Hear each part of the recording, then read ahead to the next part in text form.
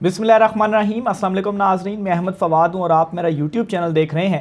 नाज़रीन, इमरान खान साहब ने कहा था कि जल्द उनकी नॉन क्रिकेटिंग सेंचुरी जो है मुकदमात की वो मुकम्मल हो जाएगी। लेकिन हुआ कुछ इस तरीके से है कि ये सेंचुरी कब की मुकम्मल हो चुकी है, बल्कि अब तो इमरान खान साहब 150 के भी करीब पहुँच चुके हैं। 127 मुकदमात दर्ज हुए हैं इमरान खान साहब पे। ये आज लाहौर हाई कोर्ट में तफसीलात जमा हो चुकी हैं।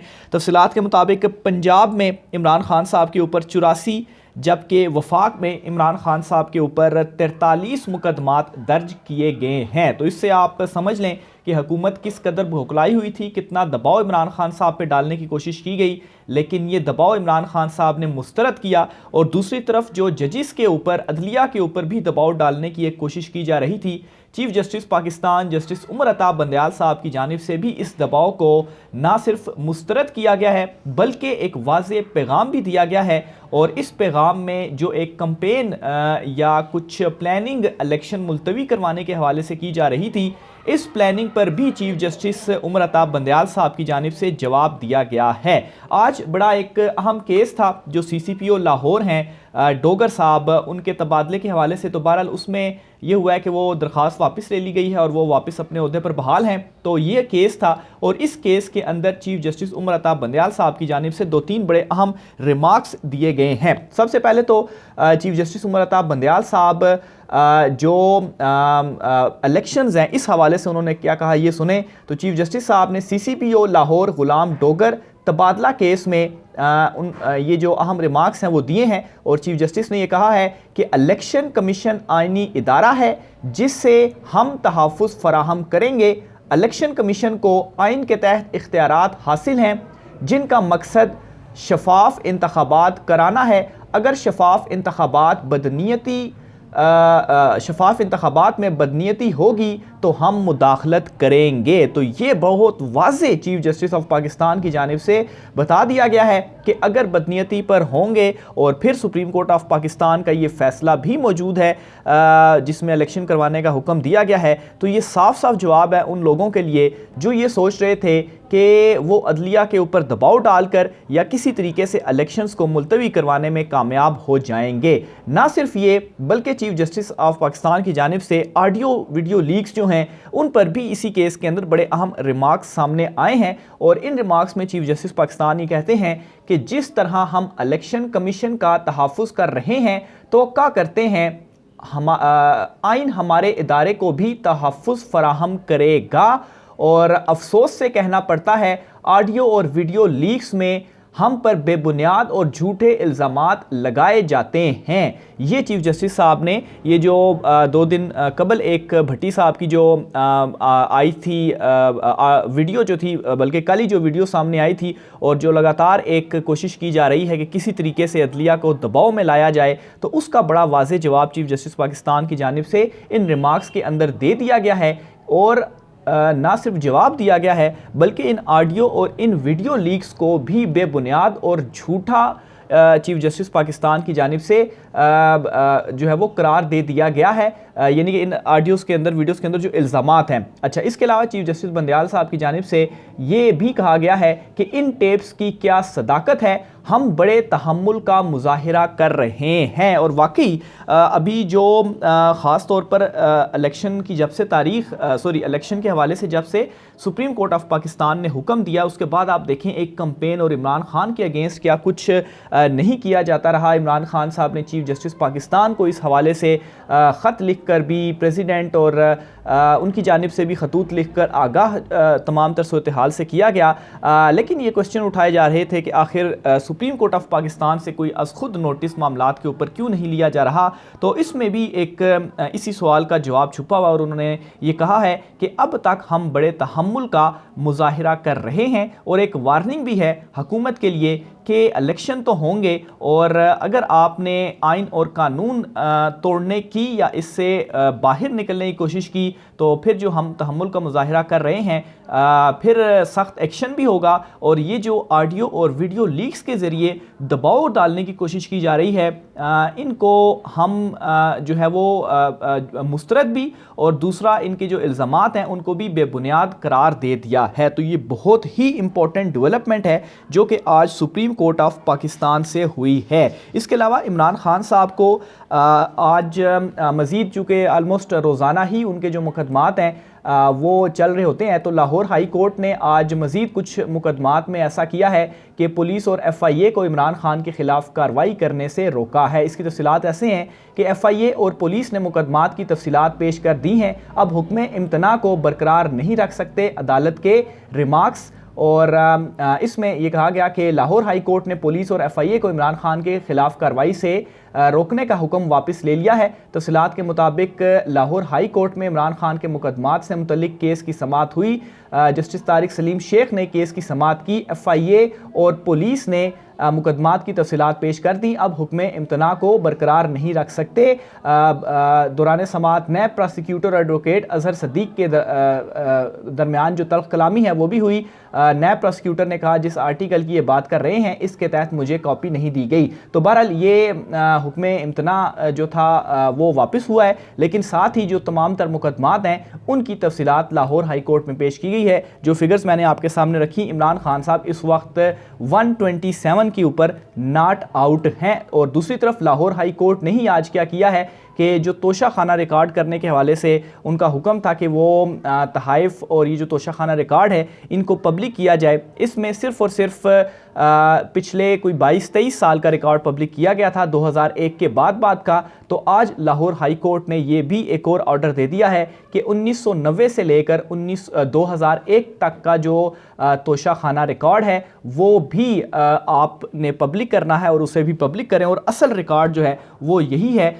उसके बाद ज़ाहिर सी बात है बहुत सारी चीज़ें, और इवन कि चूँकि मीडिया भी आ गया था, मुशर्रफ दौर में ही इलेक्ट्रॉनिक मीडिया जो था उसको बूम मिला, फिर उसके बाद सोशल मीडिया के तहत बहुत सारी चीज़ें सामने आती रहीं। लेकिन असल मामला ये है कि 1990 से 2001 का जो रिकॉर्ड है वो पब्लिक नहीं है, और उस पर भी लाहौर हाई कोर्ट की जानिब से ये बड़ा अहम जो हुक्म है वो दे दिया गया है। इसके अलावा नाज़रीन, आज एतजाज़ अहसन साहब जो हैं उन्होंने एक इंटरव्यू दिया है, और एतजाज़ अहसन साहब जो कि इन दिनों काफ़ी ज़्यादा इमरान खान साहब की साइड से भी बोल रहे हैं, लेकिन वो पीपल्स पार्टी से ही हैं, और कुछ पैगाम रसानी के हवाले से भी तफसीलात हैं कि वो जो पैगाम रसानी वगैरह कर रहे हैं। बहरहाल उनकी जानिब से एक इंटरव्यू दिया गया है, और इस इंटरव्यू के अंदर एतजाज़ अहसन साहब की जानिब से भी कुछ चीज़ें बड़ी साफ़ और क्लियर उन्होंने बताई हैं, जिससे बड़े वाज़े तौर पर यह पता चलता है कि पीपल्स पार्टी इस वक्त किस साइड पर खड़ी है, या क्या चीज़ें इस वक्त उनके अंदर चल रही हैं, और वो कैसे नून लीग की जो कब्र है वो खोदेंगे और आखिरी कील उनके ताबूत के अंदर जो है वो भी लगाएंगे। एतजाज़ अहसन साहब की जानिब से एक इंटरव्यू दिया गया, और उस इंटरव्यू के अंदर बड़े साफ़ अल्फाज उनकी जानिब से इस्तेमाल किए गए हैं। उन्होंने ये कहा है कि इलेक्शन होंगे और इसी दिन होंगे जो दिन मुतय्यन हो चुका है, यानी कि 30 अप्रैल पंजाब में इलेक्शन होंगे। इसके अलावा वो कहते हैं कि हर एक अदालती हुक्म को मानेगा, सिपा सलार भी मानेगा और नफरी आएगी। यानी कि इस वक्त जो मुश्किलात हैं वो ये हैं कि नफरी के हवाले से सिक्योरिटी कौन देगा और पैसे कौन देगा। तो इस पर उन्होंने ये साफ अल्फाज में कहा कि हर एक अदालती हुक्म को मानेगा, सिपा सलार भी मानेगा और नफरी भी आएगी। प्लस उन्होंने कहा वजारत दाखिला भी मानेगी और रेंजर्स भी भेजेगी, पुलिस भी सिक्योरिटी पर मामूर होगी, पैसे भी दिए जाएंगे, जो नहीं देगा तो वो तौहीन अदालत करेगा। अब एतजाज़ अहसन साहब का ये जो इंटरव्यू है और जो चीफ जस्टिस पाकिस्तान के आज के रिमार्क्स सामने आए हैं, उनसे सूरत हाल मज़ीद वाज़ेह हो जाती है कि भरपूर ये कोशिश और दबाव डालने की हुकूमत की जानिब से कोशिश की गई, लेकिन एतजाज़ अहसन साहब ने जो एक पीपल्स पार्टी ऑलरेडी इस मौक़िफ़ से पीछे हट रही थी, जो इनकी कुछ मीटिंग्स भी हुई हैं, तो इन्होंने भी सारा कुछ क्लियर कर दिया और फिर अदलिया की जानिब से भी, चीफ जस्टिस की जानिब से भी ये चीज़ क्लियर कर दी गई कि आइन के ऊपर जो अमल दरामद है वो होगा। माफ़ कीजिएगा। माफ़ कीजिएगा। इसके अलावा सुहेल वड़ाइच साहब, जिन्होंने कल मुलाकात की थी ज़मान पार्क में इमरान खान साहब से, उन्होंने भी एक दो चीज़ें मज़ीद कही हैं और बड़ी ख़तरनाक चीज़ें ये कही हैं पीटीएम के हवाले से। और आपको इन चीज़ों से अंदाज़ा हो जाएगा कि पीटीएम इस वक्त कैसे घबराई हुई है। सुहेल वड़ाइच साहब ये कहते हैं कि इस वक्त नून लीग रेत की दीवार बन चुकी है। ये बात याद रहे कि सुहेल वड़ाइच साहब के हवाले से ये तासुर है कि वो एस्टेब्लिशमेंट और प्लस नून लीग के बहुत ही करीब समझे जाते हैं और पैगाम रसानियाँ भी करते हैं। उनकी जानिब से कहा गया कि नून लीग इस वक्त रेत की दीवार बन चुकी है। ज़मान पार्क में जब कल मैं गया तो वहाँ पर जो मैंने कैंप्स और जो लोगों की तादाद देखी, और दूसरी तरफ अगर मैं पीटीएम को देखता हूँ तो वहाँ पर खाली हाथ के अलावा कुछ भी नहीं है। प्लस वो ये कहते हैं कि ये इलेक्शन नून लीग को खा जाएंगे, इक़्तिदार इमरान खान की झोली में होगा। ये वही सुहेल वड़ाइच साहब हैं जो कि कुछ रोज़ कबल ये कहते थे कि इसमें कोई शक नहीं कि इमरान खान साहब मकबूल हैं, लेकिन इमरान खान साहब को कबूलियत इस वक्त हासिल नहीं है। और आज ये वही सुहेल वड़ाइच साहब हैं जो ये कह रहे हैं कि ये इलेक्शन नून लीग को खा जाएंगे और इक़्तिदार खान की झोली में होगा। और इन्होंने अपने इस इंटरव्यू में मज़ीद ये भी कहा है कि इस वक्त पीटीएम ये चाहती है कि जो इलेक्शंस हैं ख़ासतौर पर नून लीग के इलेक्शन अक्टूबर में हो जाएं। लेकिन सवाल साथ में ये भी उठाया कि अक्टूबर में इलेक्शन होने से क्या हो जाएगा, क्या वो आवाम को कोई ऐसा रिलीफ फराहम कर देंगे जिसके बाद वो अपना बयानिया बना पाएंगे। और इस वक्त जितना ज़्यादा इमरान खान को दबाने की है, ये जो कार्रवाइयाँ उन्होंने इमरान खान साहब के अगेंस्ट की हैं, इन सारे का सारा उल्टा फ़ायदा इमरान खान साहब को ही उन्होंने पहुंचाया है। और किसी भी पॉपुलर लीडर के ख़िलाफ़ इस तरह की जो कार्रवाइयाँ हैं वो करने से उल्टा उसी को ही फ़ायदा होता है। तो ये वो इकरार है जो कि आज सुहेल वड़ाइच साहब की जानिब से भी कर दिया गया है। आज पार्लियामेंट का मुश्तरका इजलास भी है, 4 बजे इस इजलास का वक्त है। अभी जब मैं वीरग रिकॉर्ड कर रहा हूँ तो अभी तक इजलास का आगाज़ नहीं हुआ, तकरीबन कोई 2 घंटे हैं इजलास के आगाज़ में।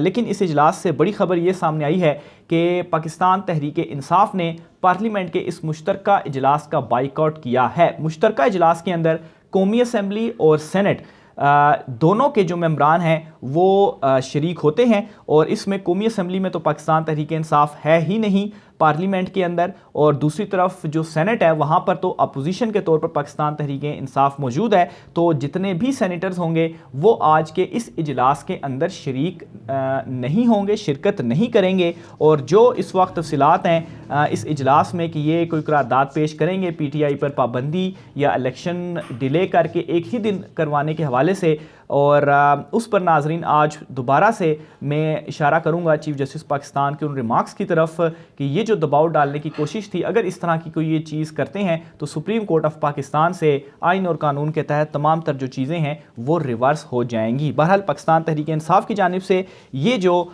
फ़ैसला है इजलास से कबल ही ये सामने आया है और वो अब इस इजलास के अंदर शिरकत नहीं करेंगे। दूसरी तरफ नाजरीन, एक मुकदमा दर्ज करने के लिए दरख्वास्त दायर की गई है जो ऑपरेशन हुआ है ज़मान पार्क में। एक तो तौहीन अदालत और प्लस एक और मुकदमे के हवाले से भी चूँकि पुलिस की जानिब से मुकदमा दर्ज नहीं किया जा रहा था, तो ये दरख्वास्त अब सेशन अदालत में जमा करवाई गई है कि राना सनाउल्लाह, मरियम नवाज़, मोहसिन नकवी, आईजी पंजाब, इनके अगेंस्ट मुकदमा दर्ज किया जाए कि जो लाहौर में इमरान खान साहब के ज़मान पार्क घर में ऑपरेशन किया गया है। इस हवाले से तौहीन अदालत की दरख्वास्त पर तो इनको नोटिस जारी हो चुके हैं। तौहीन अदालत की दरख्वास्त में इन्होंने जवाब जमा करवाना है। बहरहाल इंदराज मुकदमा के लिए भी ये दरख्वास्त अब जमा करवा दी गई है। और इसमें पहले ये भी कहा गया है कि हम दरख्वास्त लेकर पहले पुलिस के पास गए, लेकिन पुलिस ने यह मुकदमा दर्ज करने से इनकार किया। तो इसमें प्रोसीजर ये होता है कि फिर आप अदालत सेशन कोर्ट से रुजू करते हैं और फिर सेशन कोर्ट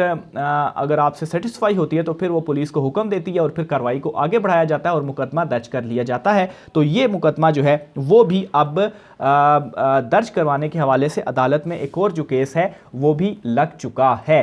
इसके अलावा नाज़रीन, आखिर में एक अहम खबर और भी है, वो भी मैं आपके साथ शेयर करता चलूँ। और गवर्नर केपी की शिकायत के ऊपर चीफ सेक्रेटरी पख्तूनख्वा को 2 माह बाद ही अपने ओहदे से फारिग कर दिया गया है। ये एक केपी से बड़ी खबर सामने आई है। तफसीलात के मुताबिक वफाकी हुकूमत हुकूमत ने गवर्नर KP हाजी गुलाम अली की सिफारिश पर चीफ सेक्रेटरी KP इमदाद उल्लाह बोसाल को ओहदे से हटाकर इनकी जगह नदीम असलम चौधरी को नया चीफ सेक्रेटरी तैनात कर दिया है। ग्रेड 22 के अफसर इमदाद उल्लाह बोसाल को गुज़श्ता माह ही चीफ सेक्रेटरी KP की तैनात किया गया था, जिन्हें अब एस्टेब्लिशमेंट डिवीज़न में रिपोर्ट करने की हिदायत कर दी गई है। ग्रेड 21 के अफसर नदीम असलम चौधरी वज़ीर-ए-आज़म ऑफिस में बतौर एडिशनल सेक्रेटरी फ़राइज़ सरअंजाम दे रहे थे, जिन्हें अब चीफ सेक्रेटरी KP के तैनात कर दिया गया है। स्पेशल सेक्रेटरी सईद अली मुर्तज़ा को वफाकी सेक्रेटरी दाखिला का इजाफी चार्ज भी दे दिया गया है। वफाकी हुकूमत की जानिब से इन तकर्रो तबादलों का बाकायदा तौर पर जो नोटिफिकेशन है वो भी जारी कर दिया गया है। आज की व्लॉग के लिए इतना ही। अपना ख्याल रखिएगा। मुझे इजाज़त दीजिए। अल्लाह हाफ़िज़।